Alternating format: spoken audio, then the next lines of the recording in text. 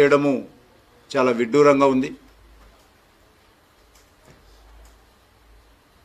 ఆయన అధికారం చేపట్టి సంవత్సరం కావస్తున్నా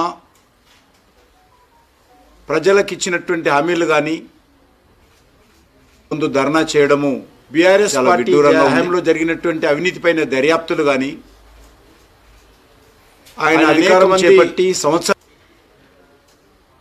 బీఆర్ఎస్ శాసనసభ్యులపైన చేసినటువంటి ఆరోపణలు దర్యాప్తు చేసి వాళ్ళందరి మీద శిక్షలు విధిస్తానని చేసినటువంటి మాటలు ఏ ఒక్కటి కూడా అమలు చేయకుండా ప్రజలకు ఇచ్చినటువంటి హామీలు ఏవి కూడా పరిష్కారం చేయకుండా ఇచ్చినటువంటి హామీలు నిలబెట్టుకోకుండా అన్ని రకాలుగా వైఫల్యాలతో 12 సంవత్సరాలలో రావాల్సినటువంటి ప్రజా వ్యతిరేకత 12 నెలలలోనే కూడగట్టుకున్నటువంటి రేవంత్ రెడ్డి ఈరోజు కేంద్ర ప్రభుత్వం పైన ప్రధాని మోడీ గారి పైన వ్యక్తిగత విమర్శలు చేస్తూ ఈరోజు ధర్నాలు చేయడము ప్రజలు నవ్వుకుంటున్నారనే విషయాన్ని ఈ సందర్భంగా మనం చేస్తున్నాం. రేవంత్ రెడ్డి వ్యవహారము గురువింద గింజ సామెతలా ఉంది.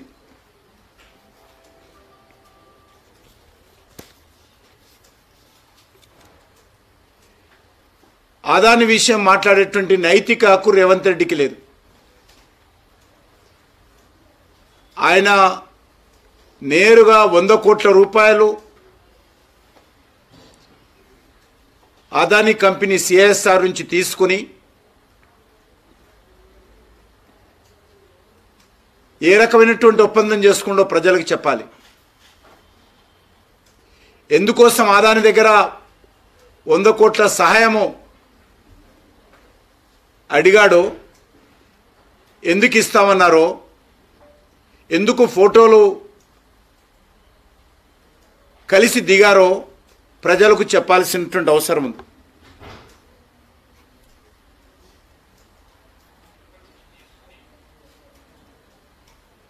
ఆదానిపైన జేపీసీ వేయాలి. మోడీ గారు ఆదాని రక్షిస్తున్నాడు. నేను కాంగ్రెస్ పార్టీని సవాల్ చేస్తా ఉన్నాను.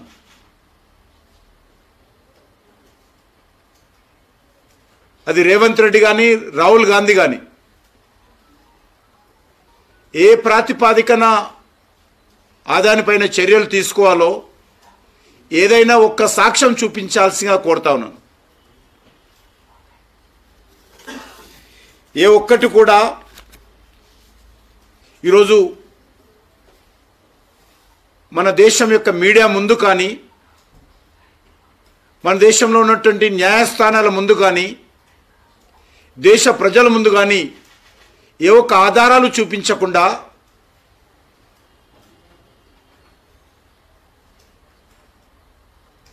గత పార్లమెంట్ ఎన్నికల్లో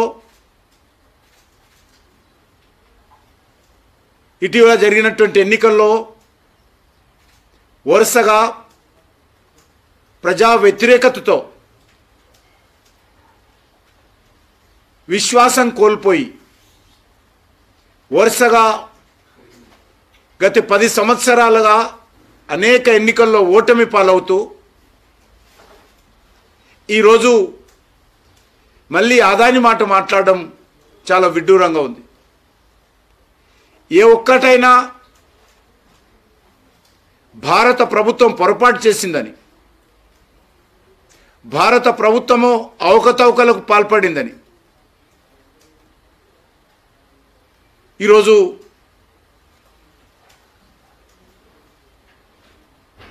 కాంగ్రెస్ పార్టీ నిరూపిస్తుందని అడుగుతా ఉన్నాను. ఏ ఒక్క మాట మీద నిలబడే సత్తా లేక, ఏ ఒక్క సమస్య మీద ఆధారాలు లేక గాలి మాటలు మాట్లాడుతూ ఈరోజు ముందు నెయ్యి వెనుకకు గొయ్యి అన్నట్టుగా కాంగ్రెస్ పార్టీ వ్యవహరిస్తూ ఉంది. రేవంత్ రెడ్డి మాట్లాడుతున్నాడు, ఆదాని మోడీ గారు పోయి దేశ పరువు ప్రపంచ దేశాల ముందు తీశారట.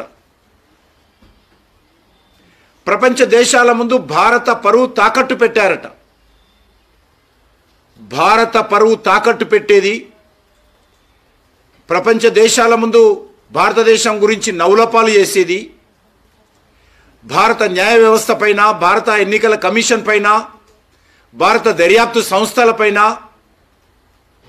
ఇతర దేశాలకు వెళ్ళి భారత సైనికుల పైన గౌరవం తగ్గించే విధంగా, పరువు తీసే విధంగా, ప్రజాస్వామ్య వ్యవస్థను ఇతర దేశాల్లో నవలోపాలు చేసే విధంగా మాట్లాడే అలవాటు మీ నాయకుడైనటువంటి రాహుల్ గాంధీకి ఉన్నది. ఇటీవల ఇతర దేశాలకు వెళ్ళి ఏ రకంగా మాట్లాడాడు. ఈరోజు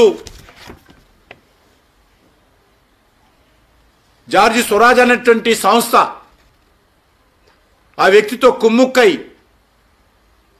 ఈరోజు భారతదేశం యొక్క పరువును ప్రపంచ దేశాల ముందు తీసే ప్రయత్నం చేశారు. చివరకు కాంగ్రెస్ పార్టీ నవ్వులాపాలైంది. జార్జ్ అనే వ్యక్తితో కుమ్ముక్కై ఆయనతో అనేక రకాల అవినీతి ఆరోపణలు చేయించేటువంటి ప్రయత్నము చేసి ఏ రకంగా నవ్వులపాలయ్యారో, ఏ రకంగా గాలి మాటలు మాట్లాడి గత్తర మాటలు చెప్పి ఏ రకంగా కాంగ్రెస్ పార్టీ ఆగమగమైందో మనం చూస్తున్నాం.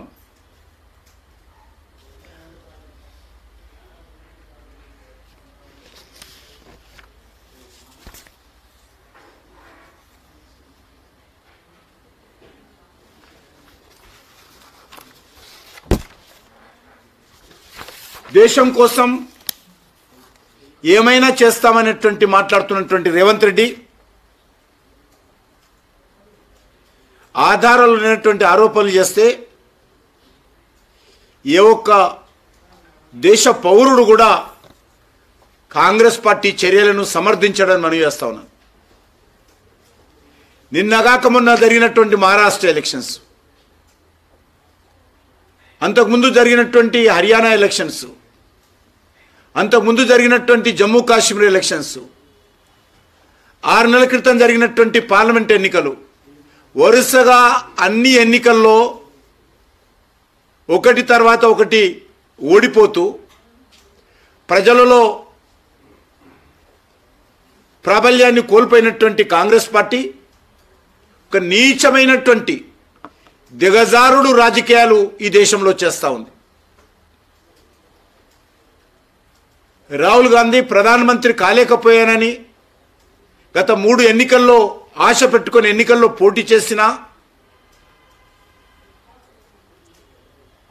ఈరోజు ప్రజల మద్దతు లేని కారణంగా నిరాశ నిస్పృహలతో ఒక డిస్పరేట్గా ఈరోజు రాహుల్ గాంధీ వ్యవహరిస్తున్నాడు. ఆయన నడుపుతున్నటువంటి రాజకీయాలు కానీ, వ్యవహరిస్తున్నటువంటి తీరు కానీ, పార్లమెంట్లో ఆయన వ్యవహారం చూస్తే చాలా స్పష్టంగా రాహుల్ గాంధీ యొక్క నిరాశ నిస్పృహలకు, ఆయన వ్యవహరిస్తున్నటువంటి తీరుకు అద్దం పడతా ఉంది. రోజు రోజుకు కాంగ్రెస్ పార్టీ ఎందుకు ప్రజల్లో పరువు కోల్పోతుందో, కాంగ్రెస్ పార్టీ ప్రజల దృష్టిలో ఎందుకు దిగజారుతున్నదో అది ప్రధానమైనటువంటి కారణము రాహుల్ గాంధీ రాజకీయ వ్యవహారం. రాహుల్ గాంధీ కాంగ్రెస్ పార్టీకి నాయకుడు ఉన్నన్ని రోజులు కాంగ్రెస్ పార్టీని ఎవరు రక్షించలేరు. ఏ ప్రజలు కూడా కాంగ్రెస్ పార్టీకి అండగా ఉండరు.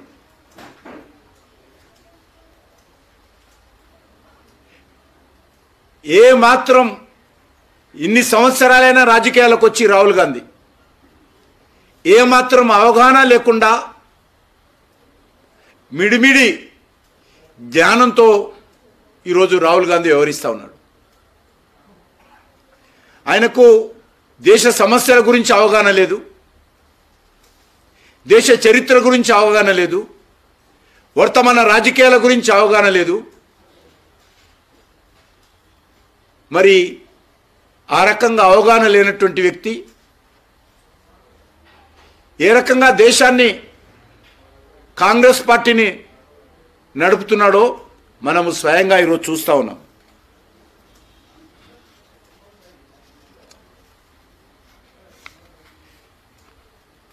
జేపీసీ వేయకపోతే రాష్ట్రపతి భవన్ ముందు ధర్నా చేస్తామని రేవంత్ రెడ్డి బెదిరిస్తున్నాడు.